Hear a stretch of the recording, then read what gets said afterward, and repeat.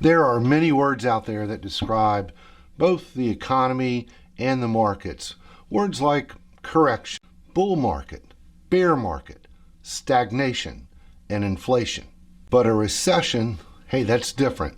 So technically, a recession is where we have 2 quarters in a row of negative growth as measured by the GDP or gross domestic product. So technically, that's the definition of a recession: 2 quarters in a row of negative growth as measured by the gross domestic product. So what is this GDP?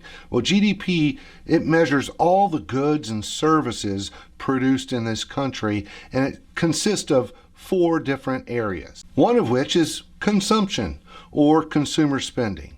This is the money you and I are spending on things like coffee, cars, or really other everyday items, as well as services like a haircut. The next area of the GDP is investment. Now, what this does, it measures how much businesses spend on things like buildings, equipment, or expansion. Then we get to government. Government spending, it could be local, it could be federal. So government spending would be things like defense, schools, roads. So the next component of the GDP is net exports. How much are we exporting versus importing? When we have negative growth in those areas for 2 quarters in a row, hey, technically we're in a recession. According to BusinessInsider.com, one of the most important indicators of a recession, or a warning sign of a recession to come, is the Treasury yield curve. And this is the difference between the 2-year Treasury and the 10-year Treasury. So when the 2-year Treasury bond pays a higher yield than the 10-year Treasury bond, this is a sign that investors are nervous about the short term and they're willing to flock to long-term bonds, which pushes the yield lower.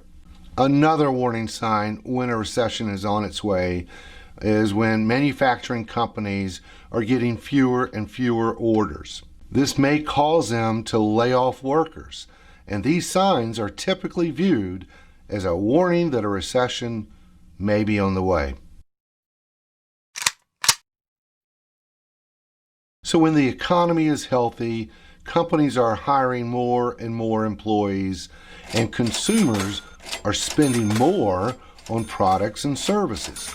But if businesses and consumers stop spending, then the money flow slows down. Now, several factors may cause this to happen, one of which is higher interest rates.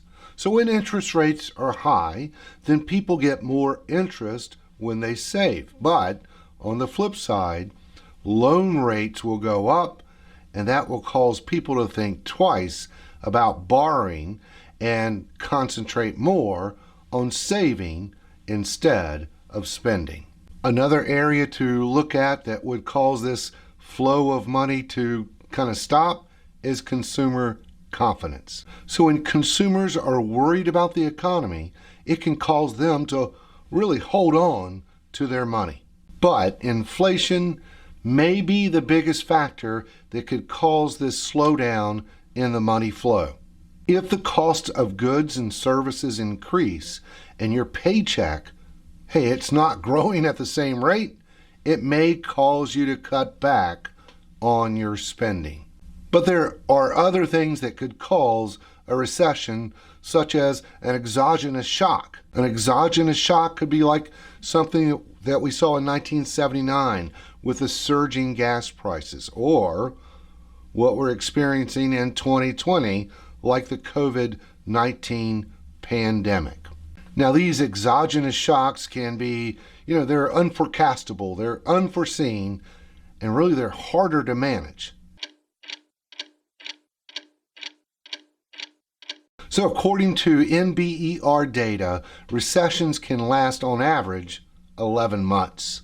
But past recessions, hey, they've been as short as 6 months in 1980 and as long as 18 months during the Great Recession from 2007 to 2009.